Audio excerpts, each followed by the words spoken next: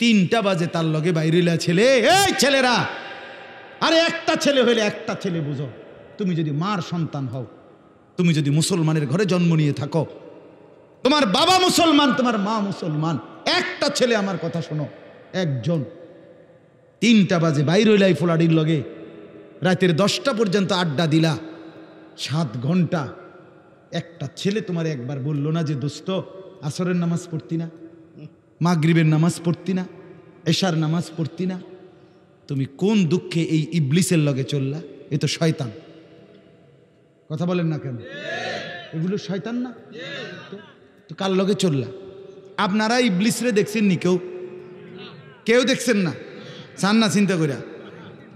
দেখছেন নি কেউ আপনারা? আমি দেখছি, হ্যাঁ, আমি অহরহ দেখি, আমি নিয়মিত দেখি। আপনারা ইবলিস দেখেন নাই? আমি অনেক দেখছি। কোরআনে আল্লাহ বলছে ইবলিস ইন্নাশ শাইতান, মানুষের প্রকাশ্য শত্রু, আদুব্বুম মুবিন। যে কোনো হুজুরে জিজ্ঞান আপনি, কোরআনে আল্লাহ বারবার বলছে শয়তান কি শত্রু? প্রকাশ্য শত্রু। কি শত্রু কর না? তাহলে আল্লাহ বলতেছে শয়তান প্রকাশ্য শত্রু, তো আপনি দেখতেন না কেন? না দেখলে তো আপনি গোপনে কইলে হইলে, গোপন শত্রু কইতে হইলে। বুঝেন নাই আপনি কথাটা? হ্যাঁ, বুঝা গেল। প্রত্যেকটা গুনাহ যেখানে সোয়ার হয়, যার উর্ফে সওয়ার হয়, তেই শয়তান। আপনি শয়তান দেখতেন না কা? বুঝো নাই? যে তোমার এই মোবাইলে উলঙ্গ ছবি দেখাইলো শুরু করছে, মনে করলে শয়তান দেখছো না? এই তৈরি, এইটাই তো শয়তান। ও মাইতে, এই তো শয়তান। যেই মেয়ে বেপরদা নিজের শরীর দেখাইয়া হাঁটতেছে 8-7 কাপড় পরে, তুমি ইবলিস দেখছো না? এই যে হাঁটতে যাইতে, এই যে যাইতে আছে দে বুড়ি, তো ও আপনি চিনছেন না ইবলিস? এটাই তো ইবলিস। আল্লাহ তো বলছে প্রকাশ্য শত্রু। হ্যাঁ, গুনাহ যার উপরে ভর হয়। 2 নাম্বার, ওয়াত্তাবা হাওয়াহু। আল্লাহ বলে বন্ধু, জীবনটা যার মনের ইচ্ছা মতো চালায়, কোরআন কোথায়, সুন্নাহ কোথায়, আল্লাহ কোথায়, ইসলাম কোথায়, আল্লাহর হুকুম কই, রসুলের সুন্নাত কই, কিচ্ছুর কোনো খবর নাই, তার মনে যা চায় সেভাবেই চলে। আল্লাহ বলে বন্ধু, এমন মানুষের সাথে বসবেন না। এই জন্য বলি চাচারা, বাবারা, যেই 5 জনের লগে আপনি প্রত্যেক দিন বিকালবেলা বসেন, তারা তো বিড়ি খায়, আপনি কেমনে তাগর লগে বসেন? 5 জন বিড়ি খাওয়াই না লগে বইলে ফেরেশতা তো আপনারে, এর মধ্যে আপনি যে বইছেন, ফেরেশতা আপনারে মনে করবে এই 5 জনের লগে এবড়া হলো জুনায়েদ বাগদাদি। তো কি আব্দুল কাদের জিলানী কি কোন একজন বুজুর্গের নাম কোন? এবড়ারে একটা কিছু কোন? আমনে কোন ডকের কি বোঝা যায় না? হ্যাঁ, আমনে যে চিকন টুলের মধ্যে চা দোকানে 6 জনের লগে বইয়া বইয়া টেলিভিশন দেখেন, আমনে কি ডকের মানুষ বোঝা যায় না? এবড়া হ্যাঁ বইয়া কই বালা মানুষ তো দেখি না, কীর্তেন দেখবেন আমনে? চাচা ভালো মানুষ আমার লোকে নাইবেন আপনি? আমার মাদ্রাসার মধ্যে 85 জন ছাত্র হেফজখানায় পড়ে, শুধু হেফজখানা, মোট ছাত্র 400, আলহামদুলিল্লাহ। তো এরা রাত্রে 3:30 বাজে ওঠে, রাত 3:30 বাজে এই মাসুম বাচ্চারা যখন ওঠে আল্লাহর কোরআন নিয়ে পড়তে বসে, আপনি এটা একবার দেখলে না বুঝবেন ভালো মানুষ কারে কয়। সাধুয়ানি কীর্তেন টুয়ান ভালো মানুষ, হ্যাঁ, বিড়িখানার ফাঁকি দিয়ে বালা মানুষ টুয়ান কীর্তেন। রঙিন টেলিভিশনে রাক্ষসের মতো আক করে টেলিভিশন চান, আপনি কীর্তেন ভালো মানুষ টুয়ান। আপনি কোথায় পা? ভালো মানুষ তো চা দোকানে থাকে না, ভালো মানুষ তো টেলিভিশনের আড্ডায় থাকে না, ভালো মানুষ তো বিড়ির আড্ডায় থাকে না। ভালো মানুষ যদি খোদার কসম না থাকতো, আল্লাহর জমিন চাঁদ উঠত না, সূর্য উঠত না। নেককারের জন্য আল্লাহ দুনিয়া সাজাইছে। সিটার বাটফার, বেঈমান, নাফরমান নেককারের উসিলা খাইয়া যায়। আরে বেটা হাদিস এটা, রাসূলুল্লাহ সাল্লাল্লাহু আলাইহি ওয়াসাল্লামের জামানায় 2 জন সাহাবী আর 2 ভাই, আমি নিজে এই হাদিস পড়াইছি। 2 ভাই, আপন 2 ভাই, একজন কামাই রোজগারি করে, আরেকজন নবীর কাছে হাদিস শিখে, সারাক্ষণ নবীজির কাছে এলেম শিখে আর কি। তো ওই ভাই একদিন আইসা নবীজির কাছে বলছে, ইয়া রাসূলুল্লাহ, তে একটা কাম করে না, হাদিস এটা, একটা কাজও করে না, সারাক্ষণ আপনার কাছে এলেমের জন্য পড়ে থাকে, হ্যাঁ, হাদিস শিখার জন্য, আমি একলা কষ্ট হয় আমার। আল্লাহর নবী সাল্লাল্লাহু আলাইহি সাল্লাম বলছেন, লাআল্লাকা তুরজাকু বিহি। সাহাবী শুনো, ওই বেটারে কইছে, বড় মিয়া রে, আল্লাহ পাক তার বরকতে তোমারে খাওয়ায়।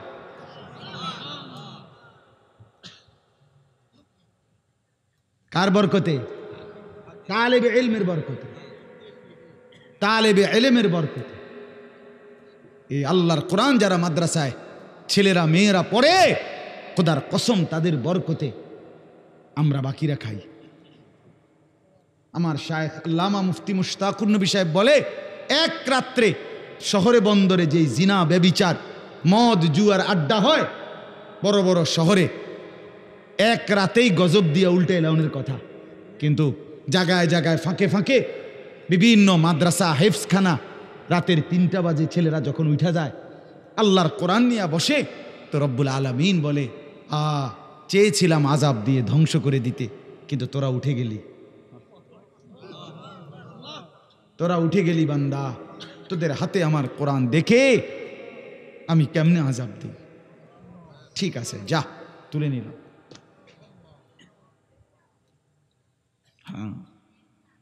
ওয়াত্তাবা হাওয়াহু,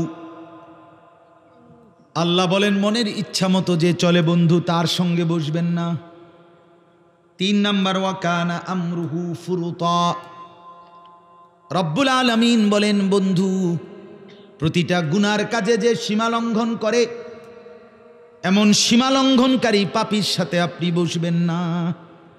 একটা তো হইল গুনাহ, কোনোদিন ভিন্নারী দেখে ফেলছেন, গুনাহ হয়েছে, তওবা করে নিছেন, আল্লাহ ভুল করে ফেলছি। আর একটা হলো আপনার জিন্দিগি টেলিভিশন দেখা, রেখে সীমা লঙ্ঘন না? একটা হলো গুনাহ হয়ে গেছে, মিছা কথা একবার কইয়া লাইছেন আপনি, মনের বেখেয়াল কইয়া লাইছেন, আল্লাহ মাফ করে দেন, ভুল হয়েছে আর বলবো না। আর একটা হলো ওজনে কম দেওয়ান, এটাই আপনার ব্যবসা, আপনার সিস্টেমে এটা, আপনি কাস্টমারের লগে কাঁচা মিছা কথা করেন। আছে না এমন? কথা বলেন। 30 বছর এই ডাকাইতে এক তালে ব্যবসা করতে আছে, যে প্রতিদিন ওজনে কম দেয়। 3 নম্বর মালেরে 6 নম্বর মালেরে কয় 1 নম্বর, কয় যে এই জাফান থেকে আমরা বাড়ির উঠানে হালাইছিল, এয়ারপোর্টও আইছে না, ডাইরেক্ট এনদে যাইতে সময় বিমান, জাফানের যাইতে সময় এনদে হালাই দিয়ে গেছে, এটা ডাইরেক্ট জাফানি, মানে আমরা সালে ফুটছে এটা জাফানতে। এরকম মিথ্যুক আছে কিনা বলেন না? কয় এই কাঠটা হারাম হয়ে যাবে, এই ব্যবসাটা হারাম, মরা বাপের কসম, মানে জিডার সামনে পাইব কাঠ, সার কাপ, নুনের বাড়ি, আমনের জিডার সামনে বিডার কসম। হ্যাঁ, আপনি জানেন না, রাসূলুল্লাহ সাল্লাল্লাহু আলাইহি ওয়াসাল্লাম বলছে, হাদিসে আছে, পৃথিবীতে সবচেয়ে বেশি কসম খায় কে? ব্যবসায়ীরা। এটা হাদিস, নবী বলছে যে সবচেয়ে বেশি কসম করে কে? ব্যবসায়ীরা। আর সবচেয়ে বেশি অভিশাপ দেয় কে? বেডিরা। হ্যাঁ, এটা রাসূল বলছে, হাদিস, নবীজি বলছে সবচেয়ে বেশি অভিশাপ দেয় কে? একারে আপন ফুত, এবড়ির ফুত, এতে হয়তো ফ্যাঁকের মধ্যে শরীরটা বড়াই লাইছে, এ তারে গজব দিয়ে লাইছে জায়গাতে, তোর রূপে খোদার গজব পড়ুক, তুই এই মাত্র তোরে হাফ প্যান্টটা ফিন্দাই দিলাম, আয় হায় হায় মা, তুমি কারে গজব দিলা, আর মারতো না, কইয়া লাইছি। আপন স্বামী এ বেড়ারও অহরহ কি দেয়? গজব দেয়। আছে না এরকম মহিলা? এবেল আপন স্বামী, স্বামীরে কেমনে লানত দেয়, সন্তানকে কিভাবে লানত দেয়, স্বামীর মাকে কিভাবে অভিশাপ দেয়। তোমার শাশুড়ি হতে পারে অপছন্দ হয়েছে কোনো আচরণ, তাই বলে তোমার স্বামী সেই শাশুড়ি তোমারে না, শাশুড়ি তোমার স্বামীর তো মা, ঠিক কিনা বলেন না কেন? বেচারার জান্নাত তো তার মায়ের পায়ের নিচে, তুমি যে তারে সরাইয়া লাইলা, তুমি যে তারে আলগা করে লাইলা, এই বেচারা এই ছেলেটাকে, তোমার স্বামীটাকে তো তুমি চিরতরে জাহান্নামের দিকে টুকাই দিলা। তোমার একটু সুখের লাগিয়া তুমি স্বামী বেচারারে শেষ করে দিলা, ওই ছেলেটার জীবন শেষ করে দিলা। মার অভিশাপে, বাবার অভিশাপে সন্তান জাহান্নামী হবে না? কথা বলেন না কেন? তখন জাহান্নাম থেকে বাঁচাবে স্ত্রী। তো মার অভিশাপ যখন পড়বে তো স্ত্রী বাঁচাই দিবে না? বাবার অভিশাপ যখন পড়বে তো স্ত্রী বাঁচাই দিবে না? খেয়াল করে ছেলেরা বাবার বলেন, হ্যাঁ স্ত্রীকে স্ত্রীর হক দেন, স্ত্রীকে স্ত্রীর প্রাপ্য দেন, স্ত্রীর উপরে জুলুম করবেন না। স্ত্রী জীবনের সঙ্গী, ভালোবাসার সঙ্গী, দয়া মায়ার সঙ্গী। স্ত্রী সে আপন, সে কলিজার টুকরাই, সে ভালোবাসার প্রিয়জন, সব ঠিক আছে, সব ঠিক আছে। স্ত্রীকে সর্বোচ্চ ভালোবাসা এটা কোনো গুনাহ না, কারণ এটা হালাল। কথা বলেন না কেন? কিন্তু তাই বলে মার উপরে জুলুম না, এটা না। বাবার উপরে জুলুম করবে না, না। স্ত্রীর হক স্ত্রীকে দেন, মার হক মাকে দেন। আহা, কত পরিমাণ আজকে সন্তান 6 মাস লাগে না মা বাপ থেকে সন্তান স্ত্রীর প্ররোচনায় আলাদা আলাদা আলাদা। মা বোঝেন তো, সে তো আগে পড়ালেখা করছে, কাম কাজ শিখছে না, রাইতারে না, এত বড় সংসার বোঝেন তো মা। আমি আপনাকে ওদিকে খেয়াল রাখবো মা। হ্যাঁ, গদুর নিক গাই শহরে, কি সুন্দর আলাপ, কি সিহন কথা কইলেন আপনি। আমনে শুধু ভাত খান, আপনার মা চিরা খাইয়া বড় হয়েছে। আপনি কার কলিজার মধ্যে দাগ দিয়া গেলেন, আপনি খবর নাই না? সুখ ঠিক আছে, দুনিয়া আর কি, আখেরাত। অতএব কথা শেষ। পরের আয়াতের মধ্যে ওয়াকুলিল হাক্কু মির রাব্বিকুম, আল্লাহ বলে, বন্ধু আমার পক্ষ থেকে সত্য কথা আমি বলে দিলাম। ফামান শাআ ফালিয়ুমিন ওয়া মান শাআ ফালিয়াকফুর, যার ইচ্ছা ঈমান আনুক, যার ইচ্ছায় কুফরি করুক।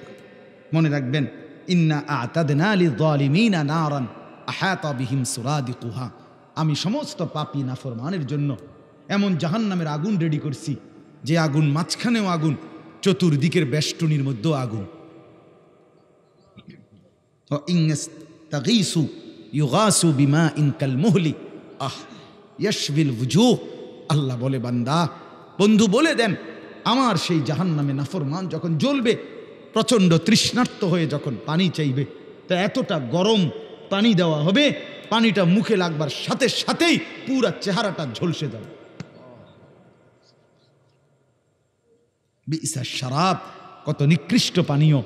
সাআত মুরতাফাকা, কত নিকৃষ্ট ঠিকানা আমার বাপ। অতএব আজকে রাত গভীরে এই কথাটাই শুধু আপনাদেরকে বলতে চাই।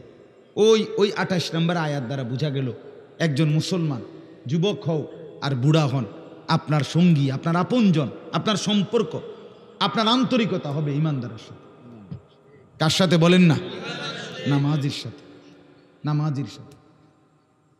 কোনো পাপী, কোনো সীমা লঙ্ঘনকারী, কোনো নাফরমান, তার সাথে স্বাভাবিক দুনিয়া চালবার। আমি খরচা কিনছি, খরচা দিছি, আমি গাড়ি তুলছি, গাড়িতে নামছি, আমার লেনদেন দুনিয়া, এটা ঠিক আছে, এটা তো কাফেরের লগও করা যায়।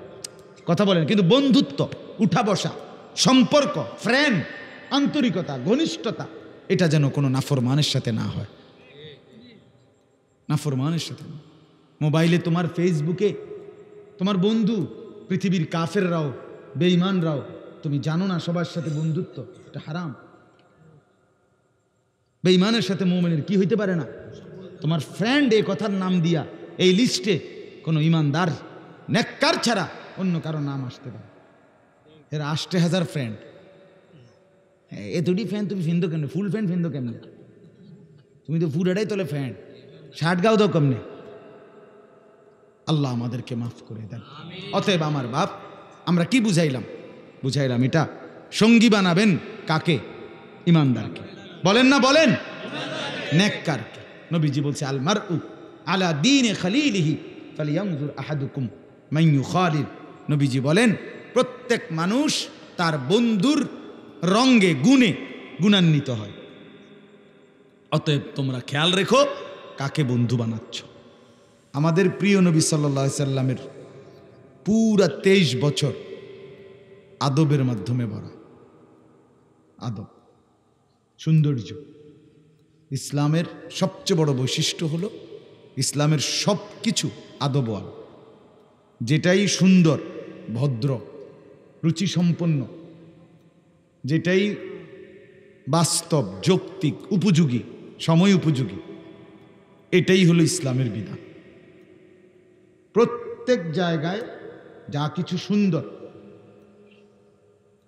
সেই হুকুমটাই হলো ইসলামের।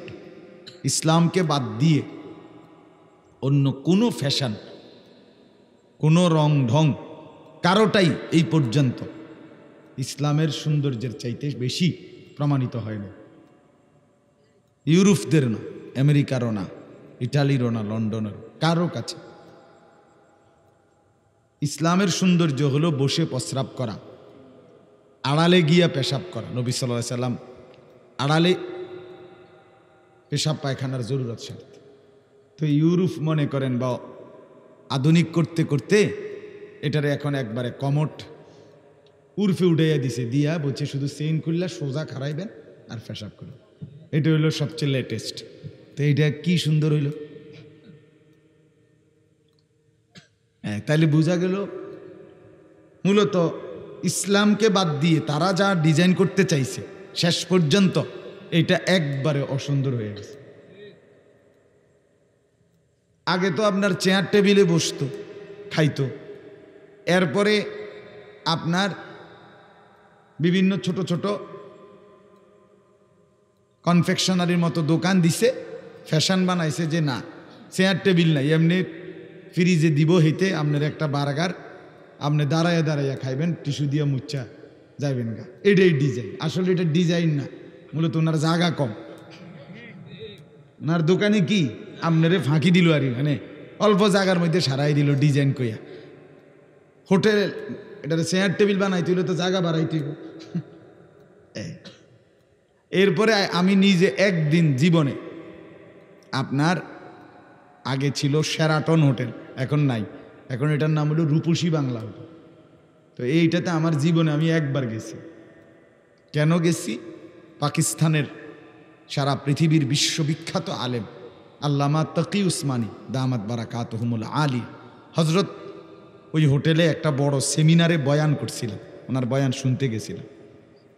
তো সেখানে দুপুরের যে খানার আয়োজন করছে ওনারা, হোটেলের ভিতরে সিস্টেম হইল ওই বড় একটা হল রুমের মতো, চারদিক দিয়া টেবিল, মানে টেবিল নেন কাঠের মতো লাগানো, আর ওই যেখানে খাবার দেয় ওখানে আমনে গিয়া সিরিয়াল ধরিয়া হ্যান থেকে আমনে গিয়ে আনতে হবে, আমনেও অর্ডার দিবেন, আমনে হাতে করে আনবেন, আমনে আইনিয়া এরপরে এনে খাড়ায় খাড়ায় খাবেন।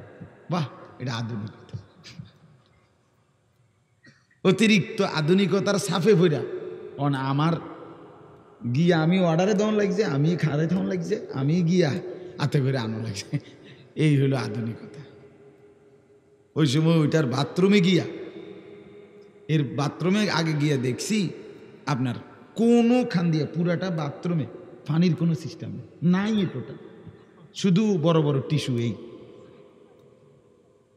এটাই আধুনিকতা।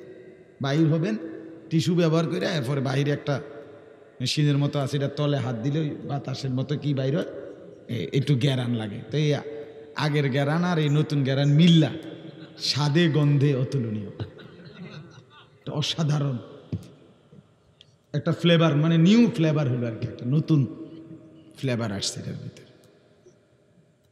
পেশাবের গন্ধ আর এটার গন্ধ মিললে একটা নতুন গ্রান্স তৈরি হইল আর কি। তাহলে এই যে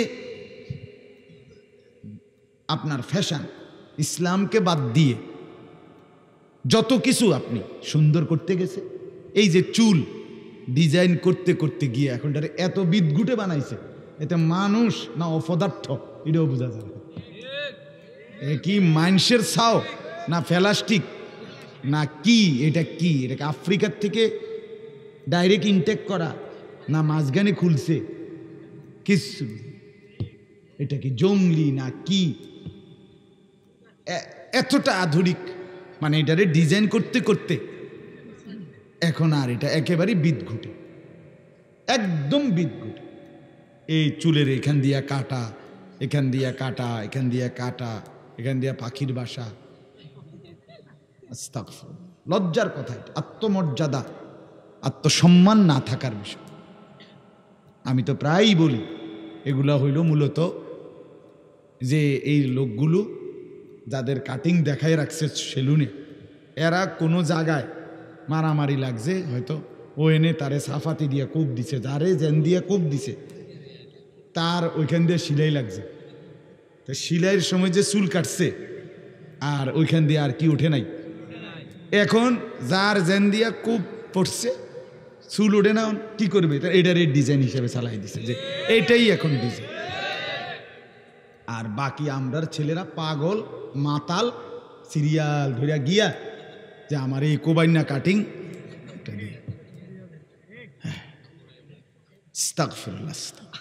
মানে অপদার্থেরও তো একটা সীমা আছে, মূর্খতার বোকামির তো একটা সীমা আছে। আত্মমর্যাদা বোধহীন বেগায়রত, হ্যাঁ এটাকে বলে বেগায়রত আরবিতে, মানে আত্মসম্মান নাই, আমার নিজস্ব কোনো আলাদা কোনো কোয়ালিটি নাই। দুশ্মন যেভাবে হাসে আমি এভাবে হাসি। ইয়াহুদি ডিজাইন করে দেয়, মুসলমানের যুবক কাটে। ইয়াহুদি ডিজাইন করে দেয়, মুসলমানের যুবক পড়ে। বাহ, ওরা আগে ডিজাইন দিয়ে দিছে প্যান্ট, যে এখন এটা আসছে যে কমপক্ষে প্যান্টের মধ্যে 4টা জায়গার মধ্যে সিরিয়াল এবার ফাঁকা, এটাই ডিজাইন। ওই বেইমানে এটা ডিজাইন করে দিছে, এবার পাগলরা এটা ফিন্দা শুরু করে দিছে। তাহলে এটার অর্থ কি? অর্থ হইল আমার নিজস্ব কিছু নাই, আমার নিজস্ব কোনো স্বকীয়তা, আত্মমর্যাদা, আত্মসম্মান এটা নাই। বেগায়রত, বেগায়রত, বেগায়রত। যদি কেউ তার ধর্মকে চিনে, আল্লাহকে চিনে, প্রিয় নবী সাল্লাল্লাহু আলাইহি ওয়াসাল্লামকে চিনে, ইসলামকে চিনে, কোরআনকে চিনে, খোদার কসম আমাদের এই 23 বছরের আমাদের নবীর জিন্দিগিতে ইসলামের মধ্যে একেবারে সকল কিছুতে এর চাইতে সুন্দর কোনো কিছু একেবারে পরীক্ষিত প্রমাণিত, এটা গায়ের জোরের কথা না।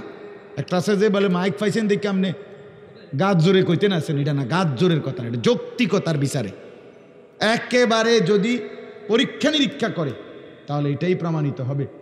রাসূলুল্লাহ সাল্লাল্লাহু আলাইহি সাল্লামের চলা ফেরা, উঠা বসা, কথাবার্তা, আচার আচরণ, টয়লেট, বাথরুম, অজু, গোসল, রাত দিন, হাসি কান্না, খানা খাদ্য, আহার নিদ্রা, এটাই সবচেয়ে সুন্দর ডিজাইন, সবচেয়ে সুন্দর, এটাই সুন্দর। ইন্নাকা লাআলা খুলুকিন আযীম। আল্লাহ বলছেন, বন্ধু আমি আপনাকেই বানিয়েছি সমস্ত চরিত্রের সর্বশ্রেষ্ঠ চরিত্রের অধিকারী করে। আপনার সব কিছু শ্রেষ্ঠ। আপনি হাসলে সেরা, আপনি কাঁদলে সেরা, আপনি হাঁটলেও সেরা, বসলেও সেরা, কথা বললেও সেরা, চুপ থাকলেও সেরা। নবীর মুচকি হাসি দেখার মতো, নবীর চোখের পানি দেখার মতো। সুবহানাল্লাহ। একটা নখ কাটবে কিভাবে এটা পর্যন্ত রাসূলুল্লাহ সাল্লাল্লাহু আলাইহি ওয়াসাল্লাম সুন্নাত তরিকা উম্মতকে শিখিয়ে দিয়েছে। এবং হাতের নখ কাটবে কিভাবে, পায়ের নখ ভিন্ন তরিকা, ভিন্ন তরিকা। হাতের নখ এখান থেকে কাটা শুরু হবে, এই এমনি মুনাজাতের মতো ধরেন, স্যার এমনি ধরেন, তো এমনি ধরেন, এই এমনি ধরছেন না, যেমনি এইখান থেকে শুরু, মানে এই বুড়া আঙ্গুল বাদ দিয়া এখান থেকে শুরু হবে, এভাবে কাটবে। এরপরে এই বাম হাত এদিক থেকে, মানে বাম শেষ আঙ্গুল এমনি যাবে, এরপরে এই বুড়া আঙ্গুল, এরপরে এই বুড়া আঙ্গুল, দেখছেন নি? সহজ হিসাব, এখান থেকে শুরু, এমনি যাবে, এখান থেকে ঘুরে আইসে এখানে আইসে শেষ। মানে এটা বুঝানো লেগে কইছে এমনি ধরতেন। পায়ের আঙ্গুল, হ্যাঁ, শুরু হবে একবারে, আপনি ও কনিষ্ঠ আঙ্গুল বাম দিক থেকে, আর সরি ডান দিক থেকে শুরু করবেন, একের শেষ আঙ্গুল সিরিয়ালে 10 আঙ্গুল, ওই শেষ মাথার জন্য। তাহলে পায়েরটা আলাদা সিস্টেম, হাতেরটা কি? ইসলাম এতটা সুন্দর।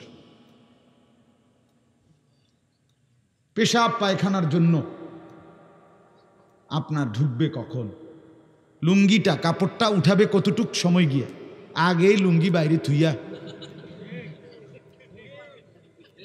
কথা বুঝেন, আগে কান্দু ডেলেছে, পেশাব করবো ওই হে মাথাত গিয়া, এবার অনেক লুঙ্গি ধরে লেছে। আপনি এখনো লুঙ্গি ধরলেন কেন? কথা বলেন না কেন? বুঝছেন না কথাটা? ও যাইব হে মাতা এবার আলগি দিয়ে লেছিল অর্ধেক নাই, অপদার্থ, মূর্খতা। ইসলাম ঢুকবার সময় দোয়া শিখাইছে, বাম পাও দিয়া ঢুকতে বলছে, ঢুকার পরে কমরের কাছাকাছি গিয়ে কাপড় তুলতে বলছে, বাম পায়ের উপরে একটু চাপ বেশি দিয়া বসতে বলছে, পেশাব পায়খানার পরে 3টা ঢিলা টয়লেট পেপার 3 পিস ব্যবহার করতে বলছে, হ্যাঁ পানি ব্যবহার করতে বলছে, আবার বের হওয়ার সময় ডান পাও দিয়া বের হইতে বলছে, বের হওয়ার পরে দোয়া পড়তে বলছে। এতটা সুন্দর নিখুঁত, এই যে একারে ঢুকা থেকে শুরু করে বের হওয়া টয়লেটে পৃথিবীর কোনো মানবতার, পৃথিবীর ইতিহাসে কোনো ধর্ম, কোনো মতবাদ, কোনো দল, কোনো সংগঠন কারো কাছে এটা নাই, এটা নাই।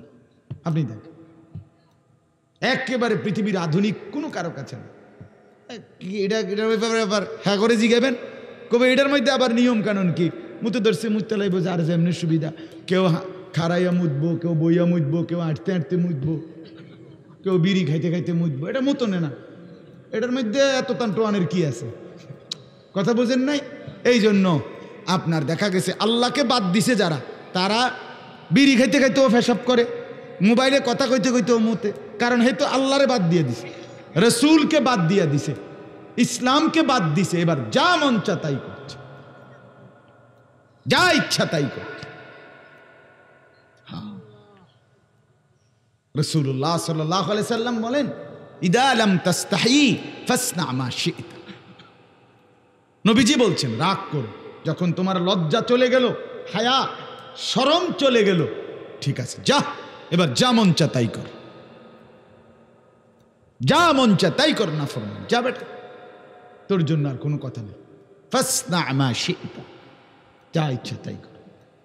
হায়া যার নাই, শরম, আমার আল্লাহ দেখতেছেন, আমাকে হাসরের ময়দানে যেতে হবে, আমি আল্লাহর সামনে দাঁড়াইতে হবে, আমাকে হিসাব দিতে হবে, এই লজ্জা, এই অনুভূতি যার দিল থেকে, জীবন থেকে সরে যায়, সে মাতালের মতোই হয়,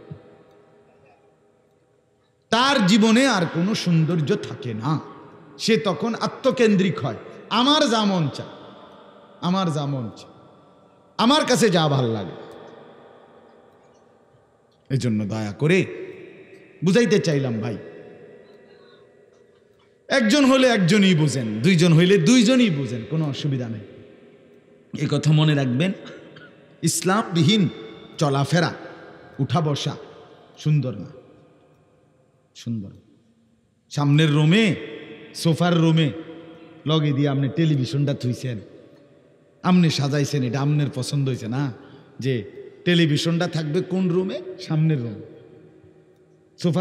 সোফার খাড়ি দিয়া বেহা করে একটু, বুঝেন না কথা?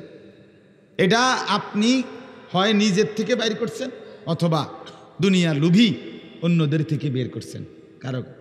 আপনি এটা কি বুঝাইলেন, মানে কি বুঝাইলেন? আমি বুঝছি যেটা, আমি বুঝছি এই লোকটা বুঝাইল যে যেই কোনো মানুষ আমার ঘরে ঢুকা প্রথম যখন পাও দিবে, প্রথম রুমে, মানুষ তো সামনের রুমেই ঢোকে আগে, তো ঢুকাই যেন টেলিভিশন দেখলেই বুঝে যে ভাই আমার ঘরে আসছেন, ঘাবড়াবেন না, এটা বুঝাই দিল সে যে পৃথিবীবাসী আসো, দেখো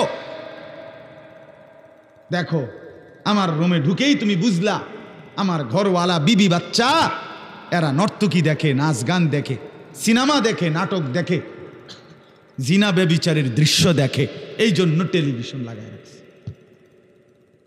নয়তো আপনি বলেন, আপনি সামনের রুমে এই টেলিভিশনটা যে লাগাইছেন, এটা কি জন্য? আমনের বউ বাচ্চা যাতে নামাজ কয় রাকাত এটা শিখে, এই জন্য না?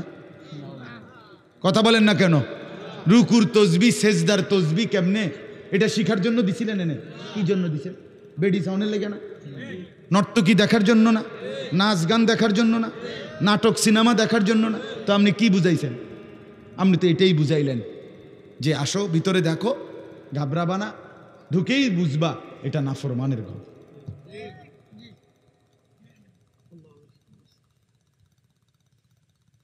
নাইলে যদি কারো লজ্জা থাকতো, সে তো ভাবতো ইন্নালিল্লাহ, মানুষ যদি জানতে পারে আমার ঘরের বউ বাচ্চা টেলিভিশন চায়, বেডি নাচ গান চায়, শরমের ব্যাপার। এবার তো নিজেরই শরম নাই, এবার কি শরমাইব? এটা যদি কারো লজ্জা হইতো তা তো সেটা করলো না, এটা তো বললো না, হায়া নাই। এটাই এই জন্য বললেন আল্লাহ রসুল সাল্লাল্লাহু আলাইহি সাল্লাম বলেন, যখন কারো হায়া চলে যায়, শরম চলে যায়, সে যা ইচ্ছা তাই করে, যা ইচ্ছা তাই করে। মুরব্বী মানুষ, তারই মহল্লায় তার নাতি আছে, ছেলে আছে, নাতি নাতনি আছে, মেয়ে বাচ্চা কাচ্চা আছে, সবাই দেখে এ বড়া এগো সামনে কেমনে বিড়ি খায়। আপনি বলেন, কথা বলেন না কেন? ওনার বিবেকের মধ্যে এই কথাটা আসলো না যে এটা যে বদভ্যাস বিড়ি সিগারেট, এটা আমার দেখা দেখি তো আমার মহল্লার ছেলেরা, নায়নাতকুর ছেলে মেয়ে, আমার ছেলে না হোক আরেকজনের ছেলে তো আমারই ছেলে। কথা বলেন না কেন? এই ছেলেগুলো আমাদের না? এগুলো কি বেঈমানের? এগুলো আমার সন্তান, এ মুসলমানের সন্তান তো আমার সন্তান, এ তো আমারই ভাই। তো আমি কোন লজ্জায় আমার এই ছেলেগুলো যখন দেখবে, আমার ছোট্ট 2 বছরের মেয়ে, 2 বছর মাত্র বয়স আমার বাচ্চা মেয়ে, কুদ্দুর কুদ্দুর কথা কয়, তা আমি তো সবসময় দেখি বাসায় যে আমার বিবি কিংবা আমি নামাজের সেজদা দিলেই সেও গিয়ে উত্তিয়া পড়ে। অনুসরণ করে কিনা বাচ্চারা? যেই কোনো করে, আপনার এটা সবাই জানে, যেটাই করুক, যেটা করে বাচ্চা ওটার অনুসরণ করে কিনা বলেন না কেন? তা তাইলে আপনি বোঝেন না এটা? তাহলে আপনার হায়াটা কোথায়, লজ্জাটা কোথায়? একজন বয়স্ক মানুষ, উনি চা দোকানে এরম রাক্ষসের মতো চোখ কইরা টেলিভিশনে বেডির নাচ কেমনে চায়? এবড়া কেমন বেশরম, কথা বলেন। এবটার লজ্জা কতটা কম। আপনি মনে করছেন মুরব্বী ছাইরা দিব, ওমা তা আপনি নইলে ব্যস্ত যাবেন কেমনে? আপনারে যদি ছাইরা দেয় হুজুররা, তা আপনারে ব্যস্ত যাব কেমনে? কে কইব এবটারে? বলেন না হুজুর, চাচারে কইব কে? দাদারে বলবে কে? হ্যাঁ, 60 বছর এখনো আপনি বিড়ি সিগারেট খান, ইন্নারিল্লাহ। চাচা আপনি গুনাহ ছাড়বেন কখন?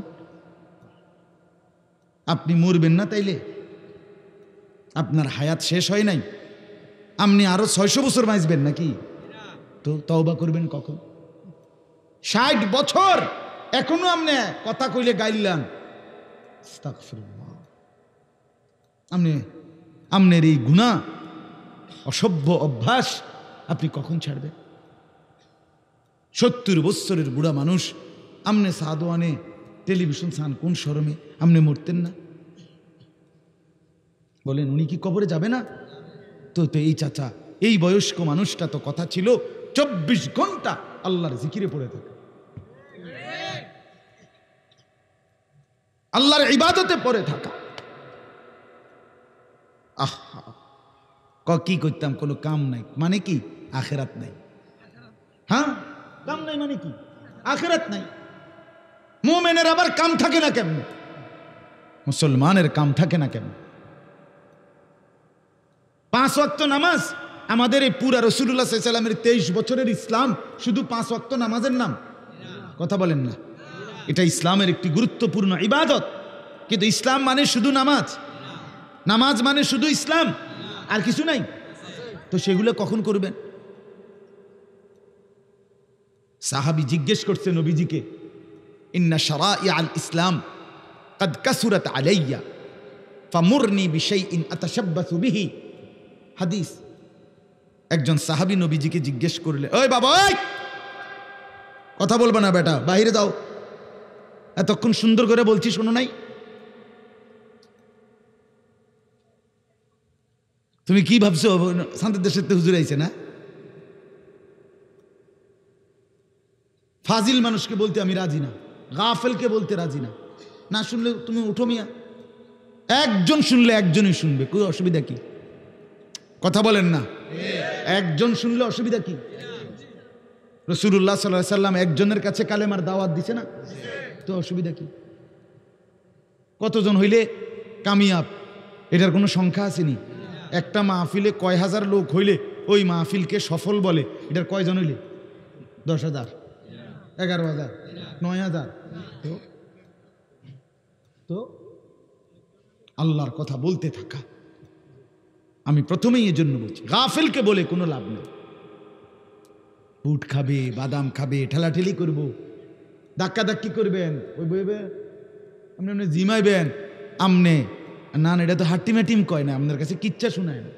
দেখি রহিম রুব্বানের ঘটনা হইতে আছে, তাহলে বদলাবেন কিভাবে? রহিম রুব্বানের ঘটনা হইলে না বাবুরে আপনি বইয়ে বইয়ে জুড়াইলেন হইলে, কুমাইলেন হইলে, ডুললেন হইলে, কি মর্মান্তিক কাহিনী, কি কষ্টটা করছে। ওহ হ্যাঁ, বেহুলা লক্ষিন্দরের ঘটনা আমি পারি তো, আমি পুরা ঘটনা জানি। আমার কাছে 2টা বই আছে বেহুলা লক্ষিন্দরের, আমি বগুড়ার থেকে কিনে আনছি। এই যে সাপে কামড়াইছে যে লক্ষিন্দরের বেহুলা, যে আপনার কলা গাছের বেলা বানাইয়া মনসা দেবীর কি দিছে, পূজা দিছে, এটা আমি ঘটনা পড়ছি বড়। অনেক আমরা কি বেকুব ঠাউরাইছে, কিচ্ছা সব জানি আমি। কিচ্ছা বললে ফায়দা কি? এজন্য বাপ গাফেল না হওয়া, ছেলেদের গাফলতি বেশি, খামখেয়ালি। চলাফেরা দেখলে বুঝাই যায় না এতে কি প্লাস্টিক না মানুষ, কিছুই বোঝা, মানে কি করের হেই কইতার, কি করে, হাঁটে কেমনে, কথা বলে কেমনে, চেহারার কি নমুনা, চুলের কি নমুনা, প্যান্টের কি ডিজাইন, গেঞ্জির কি ডিজাইন, আসে না কাম দে, কিচ্ছুর কোনো হদিস না। এটি কথা হইল, আমাদের সমাজ যদি আমরা এভাবে ছেড়ে দেই তা আমাদের মুসলমানের সন্তানকে কে বদলাবে? আমাদের এই ছেলেগুলোকে ভালো করে দিবে কে? জিব্রাইল আইসা তো বাপ কে ঠিক করে? আমরাই করতে হবে, আমরাই সবাই মিলে কষ্ট করতে হবে। কথা বলেন না কেন? হ্যাঁ, এরা আমাদের সন্তান, এ তো কাফের না, আজকে কাফের খেলতেছে। বেঈমান মুসলমানের ছেলেকে নিয়ে যাবতীয় আইটেম তাদের নষ্টামির মুসলমানের ছেলের দিয়া পরীক্ষা করে। হ্যাঁ, পরীক্ষা করে, অর্থাৎ একবার চুলের এদিক দিয়ে কাটিং দেখাইয়া এটা ছাড়ে দেখে যে মুসলমানের ছেলে দ্বারা গ্রহণ করে কিনা, আবার আরেক দিকে কাইটা আবার এটা ডিজাইন ছাড়ে দেখে মুসলমানের ছেলে। মানে মুসলমানের ছেলের উপরে ওই ল্যাবে যেরকম ডাক্তাররা, গবেষকরা বিভিন্ন জিনিসের উপরে পরীক্ষা করে, মুসলমানের সন্তানদের উপরে বেঈমান তাদের ফ্যাশন পরীক্ষা করে। মুসলমানের মহিলা গিয়া বাজারে বলে নতুন আইছে কি, মুসলমানের ছেলে বাজারে গিয়া বলে নতুন কি আসছে। নতুন আসবে কি তাইলে? মানে ইসলাম তো পুরাতন, এখানে কিছু নাই। নাউযুবিল্লাহ। এই জন্য আমি বলতেছিলাম, এই কথাটাই বললাম আপনাদের কাছে, খামখেয়ালি জিন্দিগি, হায়া শরম অনেক বড় নিয়ামত, খামখেয়ালি জিন্দিগি অনেক বড় লানত। কথা বুঝছেন? আল্লাহ কোরআনুল কারীমে বলছে, বান্দা তুমি যদি আমাকে ভুলে যাও, ও চিরেই তোমার অবস্থা এমন বানিয়ে দেব, একদিন তুমি তোমাকেই ভুলে যাবে। এটা কোরআনের আয়াত। ওয়ালা তাকুনু কাল্লাযীনা নাসুল্লাহ ফাআনসাহুম আনফুসাহুম উলাইকা হুমুল ফাসিকুন।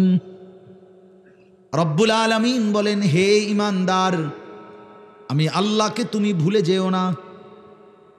যদি বারবার ভুলে যাও, একদিন সত্যি সত্যি আমি আল্লাহ তোমাকে তোমার থেকে ভুলিয়ে দেব। তাফসীরের মধ্যে আমার শায়েখ বলেন, আল্লামা মুফতি মুশতাকুন নবী হযরত বলেন যে ফাআনসাহুম মাসালিহাহুম, কিসে তার কল্যাণ, কিসে তার মুক্তি, কোন বস্তুর মধ্যে তার ভালো, কিসের মধ্যে তার মঙ্গল, আল্লাহ বলেন এটাই সে ভুলে যাবে, এটাই ভুলে যাবে। নামাজ পড়ে না, এতে যে তার জাহান্নাম, এটাই তার মনে নাই। নারীর পিছনে পড়ে আছে, এটাই যে তার বরবাদি, এটাই বুঝে নাই।